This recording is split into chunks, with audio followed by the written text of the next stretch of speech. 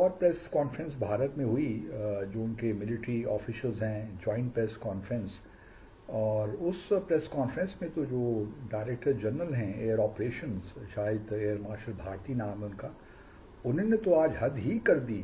I do not know کہ کس طریقے کی کیسا یہ آرگومنٹ پیش کرتے ہیں. وہ کہتے ہیں کہ جی ہماری تو کوئی دشمنی نہیں ہے پاکستان ملٹری کے ساتھ، ہم نے تو دہشت گردوں کے ٹھکانوں کو نشانہ بنایا، دہشت گردوں کو نشانہ بنایا. اور بھارت کے ڈی جی ایم اوز کا ہاٹ لائن پر رابطہ ہو گیا. یہ ڈی جی ایم او ہوتے ہیں ڈائریکٹر جنرل ملٹری آپریشنز. یہ بہت امپورٹنٹ لوگ ہوتے ہیں. فوج جتنے آپریشن کرتی ہے، خاص طور پہ بڑی فوج، یہ اس سب کی نگرانی کرتے ہیں. یہ بہت امپورٹنٹ آدمی ہوتا ہے کسی بھی فوج کے اندر، اور اس کی ساری صلاحیت آپریشنل امور کے لیے ہوتی ہے. کہ کون سی فوج کہاں پہ موو کرے گی، کون سی یونٹ کہاں پہ جائے گی، کس طرح کے ہتھیار کہاں پہنچائے جائیں گے. تو یہ تمام لوگوں کے ساتھ کوارڈینیشن میں ہوتے ہیں. پاکستان نے جو اب تک دعوے کیے ہیں کہ انہوں نے یہ بھی تباہ کیا وہ بھی تباہ کیا، اس کے کسی قسم کی کوئی سیٹلائٹ یا تصویری ثبوت نہیں دکھائے سوائے ایک سیٹلائٹ پکچر. بھارت بار بار پاکستان کے اندر نقصانات کے سیٹلائٹ پکچرز دکھا رہا ہے. پاکستان اور بھارت کے ڈی جی ایم اوز کے درمیان رابطہ. بھارتی میڈیا کے مطابق دونوں ڈی جی ایم اوز کی فون پر بات ہوئی ہے. پاکستان اور بھارت کے ڈی جی ایم اوز کے درمیان رابطہ ہوا ہے. بھارتی میڈیا کے مطابق دونوں ڈی جی ایم اوز کی فون پر بات ہوئی ہے. اور خبر دیں گے آپ کو، پاکستان اور بھارت کی ڈی جی ایم اوز کے درمیان ہاٹ لائن پر بات چیت کا پہلا مرحلہ. میں تو یہ سمجھتا ہوں، اور پھر پہلگام ہوا.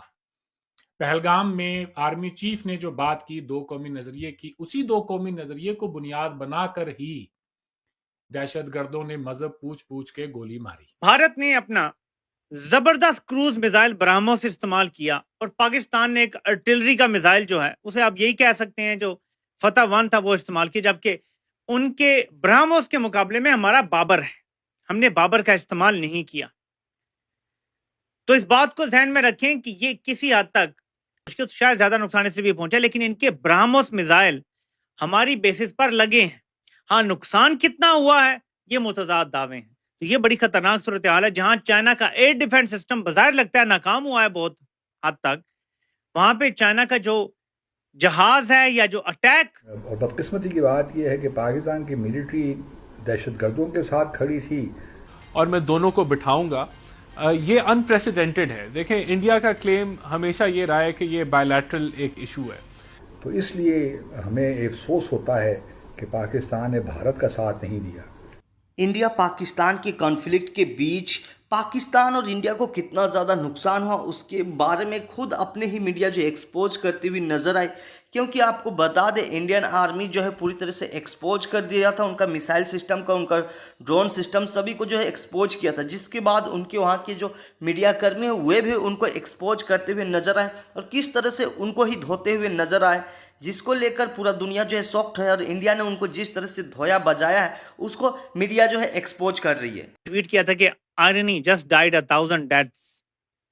ہم سویلینز کو ٹارگٹ نہیں کرتے، ہمارا کلچر اور ہمارا مذہب اس کی اجازت نہیں دیتا. اور یہ بالکل صحیح نیچے لکھا ہوا ہے کہ آپ کو اس پر رونا آ رہا ہے یا ہنسی آ رہی ہے. یہ وہ لوگ ہیں جنہوں نے 26 نومبر کو اپنی عوام کو بھون ڈالا، اپنی عوام کے سروں پہ نشانے لے کر گولیاں ماری. سب سویلین تھے، سب نہتے تھے، لاشیں تک غائب کر دی گئیں. لیکن ان کی جرت دیکھیں جھوٹ بولنے کی، جو عالمی سطح پہ بیٹھ کے بول رہے ہیں کہ ہمارا مذہب ہمیں سویلین کو ٹارگٹ کرنے کی اجازت نہیں دیتا. اوپر سے PR کیمپین چل رہی ہے جنرل عاصم منیر کی کہ جناب نے فجر کی نماز پڑھائی، جناب نے کہا جی فجر کے بعد آپریشن کریں گے، یہ اسلام کا طریقہ کار ہے. پھر نام انہوں نے اسلام کے اوپر بنیان مرصوص رکھا. اور جنرل عاصم منیر کیا برکتے، بس یہی کسر رہ گئی. اب کہہ دیں گے کہ جنرل عاصم منیر نے جیسی جنگ کا اعلان کیا، قطار اندر قطار فرشتے بھی آ گئے تھے پاکستان کی مدد کرنے کے لیے. جیسے 65 کے حوالے سے ہمیں کہانیاں سنائی گئی نا کہ وہ جی انڈین پائلٹ ہے، وہ کہتا ہے یار میرا تو نشانہ کبھی چوکا ہی نہیں، تو تمہارے میں پل پہ مارتا ہوں گولا. وہ کوئی ایک گرین سا بندہ کھڑا ہوتا ہے، وہ اٹھا کے اسے پانی میں پھینک دیتا ہے، پھر میں گولا مارتا ہوں، وہ اٹھا کے پانی میں پھینکتا ہے. ہمیں یہ کہانیاں سنائی گئی تھی 65 کے حوالے سے کہ جی فرشتے اتر آئے تھے. اگر فرشتے واقعی اتر آتے نا تو ہم 65 میں کشمیر فتح کر لیتے. لیکن یہ کہانیاں سنائی گئی اور بچپن میں ہم سارے بلیو کرتے تھے ان کہانیوں پہ. ٹھیک ہے، یہ کہانیاں پھیلائی گئی تھی. ابھی بھی ہم اسی طرف جا رہے ہیں کہ فرشتے آ گئے تھے جنرل عاصم منیر کی مدد کرنے کے لیے. وہ اتنا نیک بندہ ہے، اتنا اچھا بندہ ہے کہ اس کی مدد کے لیے فرشتے اتر آئے تھے.